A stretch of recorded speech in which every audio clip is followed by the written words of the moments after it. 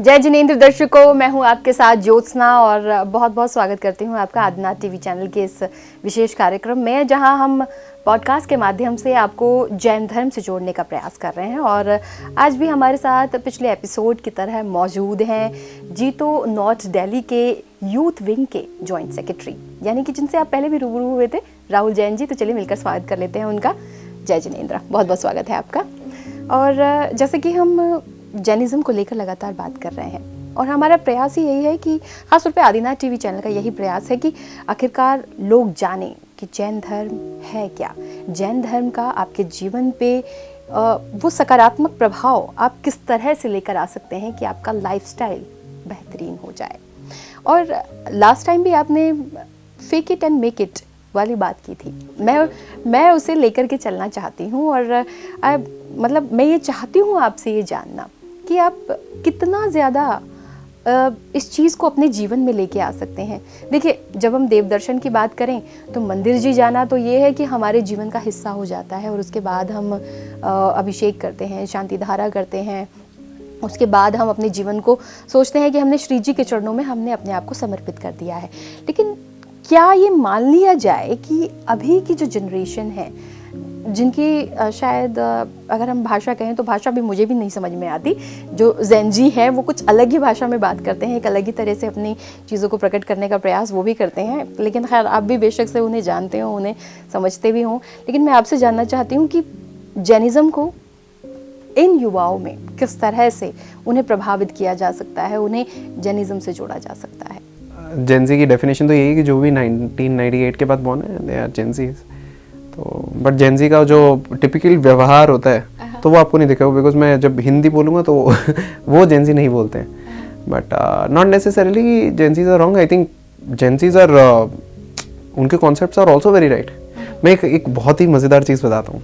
अगर आप star Wars की आइडियोलॉजी में जाओगे ना, जो जेनजी मतलब पसंद करती है, तो दैट इज़ अबाउट जैनिज़्म, थोड़ी सी जैनिज़्म के हिसाब से। उनका एक मतलब जैनिज़्म का मेरे को जो लगता है एक बहुत ही सिंपल फंडा इज़, वेरी सिंपल फंडा इज़ कषाय ना रखना।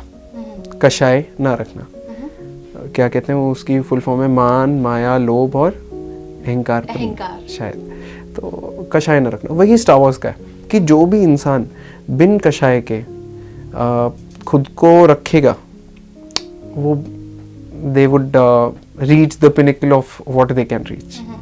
तो जो जेडाई होते हैं उसके अंदर जो सबसे टॉप ब्रीड है, दे आर जो कषाय नहीं रखते, मतलब वो थोड़ा सा जैनिज्म से रिजेम्बलेंस रखते हैं। हाँ, उसमें कुछ और भी चीज़ें हैं जो नहीं रखती हैं, बट अब जैनजीज की आइडियोलॉजी में घुसने के लिए ईजीएस्ट तरीका इस यही वाले चैनल्स है ना।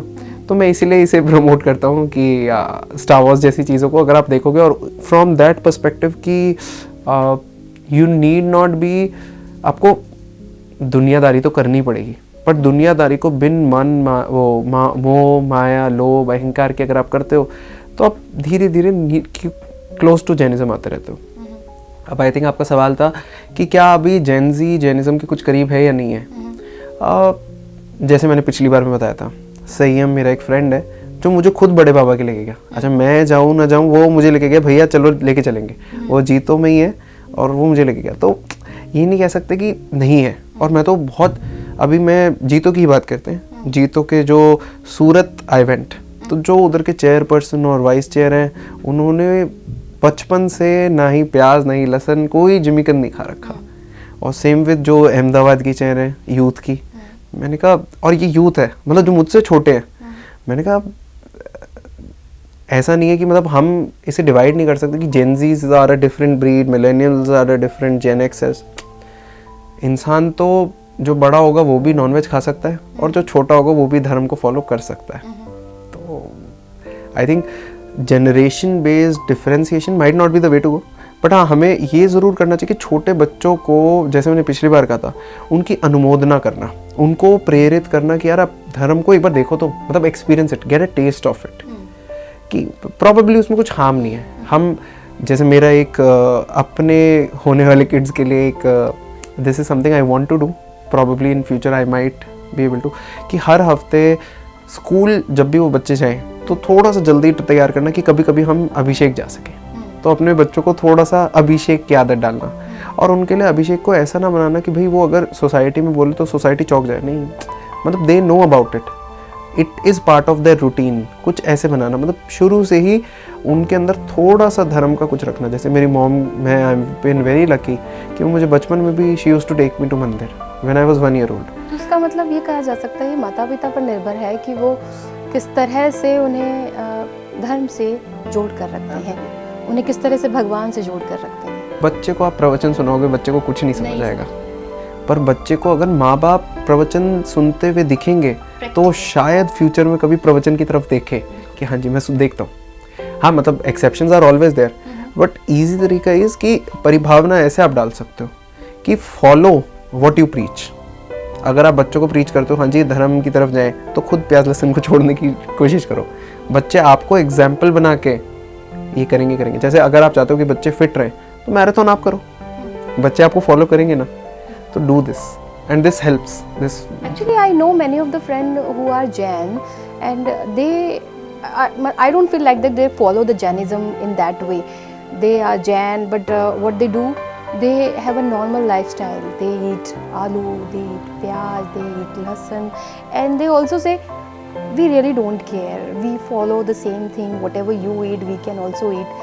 बट मैं ये कहती हूँ, मैंने कहा कि आपको आपके माता पिता ने जो सिखाया होगा, जो आपको सिद्धांत दिए होंगे, शायद आप वो फॉलो तो करते ही होंगे अपने जीवन में, आपने उन चीज़ों को माना तो होगा ही। तो मैंने उनके मुंह से हमेशा ये सुना है कि हमने कभी ऐसा सुना नहीं, या तो वो बोर्डिंग में रहे हैं या फिर बोर्डिंग में नहीं रहे तो वो ऐसे स्टूडेंट्स के बीच में रहे हैं, ऐसे लोगों के बीच में रहे हैं जिन्होंने नॉर्मल लाइफस्टाइल को ही अपनाया है, या फिर उनके लिए उनका जीना, उनका लाइफस्टाइल बहुत इंपॉर्टेंट है, ना कि उनके फादर या पेरेंट्स की तरफ से दिया गया। तो कभी भी कुछ भी इंसान पे थोपा जाएगा वो उसे रिस्ट्रेंट करता है, ये एक ह्यूमन इंस्टिंक्ट है।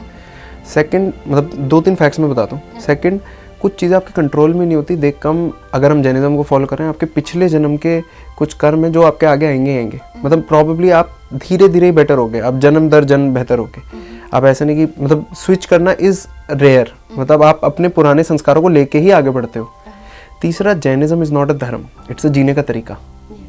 तो हो सकता है जो जैन जिनकी सरनेम हो वो जैनिज्म ना फॉलो करें, और जिनकी सरनेम ना हो वो जैनिज्म फॉलो करें। एग्जैक्टली ये फॉलो किया जाता है। अब अभी हमने रिसेंट में, जैसे हम काफ़ी सारे फिल्म स्टार्स हैं, जैसे आप पहले भी एपिसोड में आमिर खान के बारे में बता चुके हैं कि वो अनेकांतवाद में विश्वास रखते हैं। ऐसे ही अगर एग्जैक्टली वो भी मुस्लिम हो करके, सबसे बड़ी बात है ये, क्योंकि मुस्लिम्स में तो ये कहा जाता है कि बिना नॉनवेज के तो उनके शायद कोई कुजीन होता ही नहीं है। इट्स ऑल बेसिस ऑन कि आप इंसान क्या हो, मतलब हम धर्म अलग अगर कर दें, हम धर्म का अलगाव हटा दें।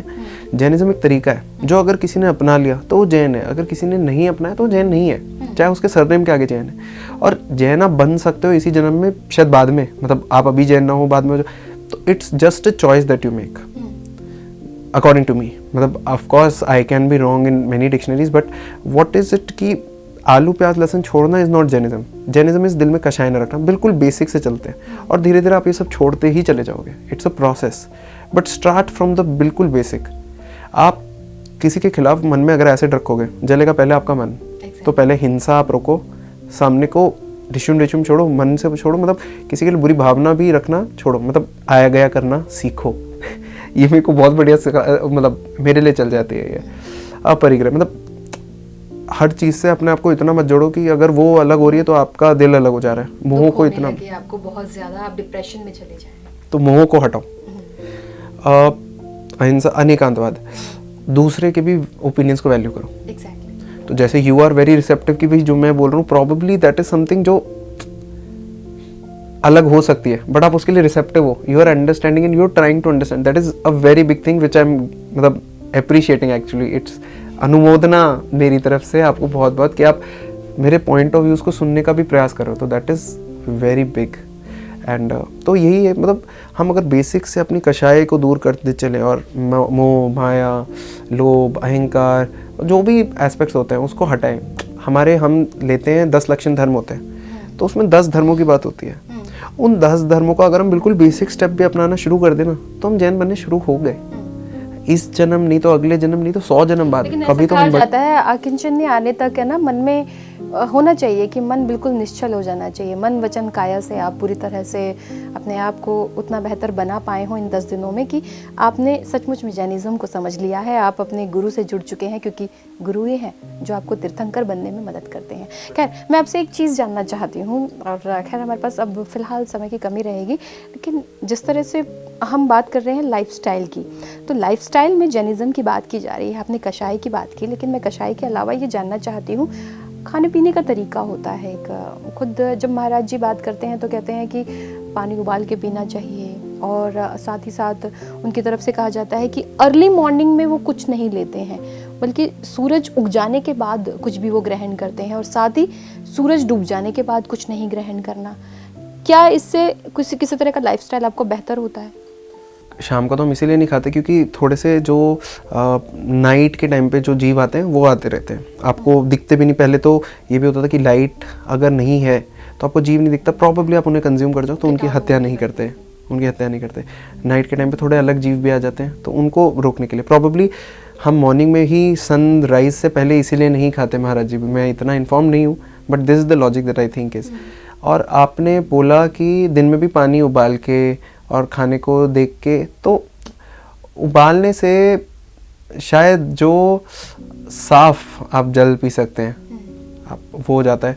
आप क्यों जिमीकंद नहीं खाते? जिमीकंद तो क्योंकि उनमें बहुत कीटाणु हो जाते हैं और बहुत एक इंद्रिय जीव या फिर बहुत जीव हो जाते हैं। शायद ये कहते हैं कि इतने में भी कितने करोड़ जीव होते हैं। मैं बताता हूँ क्यों हम प्याज लहसुन आलू नहीं खाते। ये तामसिक खाने में आता है। तामसिक यानी तमस यानी मतलब जो भी चीज़ आपकी बॉडी में हीट करेगी, अब हीट करेगी अग्रेशन आएगा तो मतलब हिंसा हो ही गई ना। तो to avoid that we avoid these foods and this is preached कि लेट्स अवॉइड दीज फूड्स। आपको थोड़ा सा शायद अग्रेशन थोड़ा कम होगा एंड दैट हेल्प्स कि आप अहिंसा को और फॉलो कर पा रहे हो।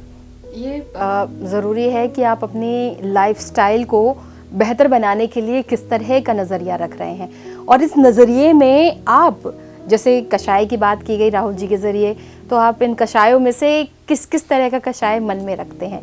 मान रखते हैं, लोभ रखते हैं, मोह रखते हैं, अहंकार रखते हैं?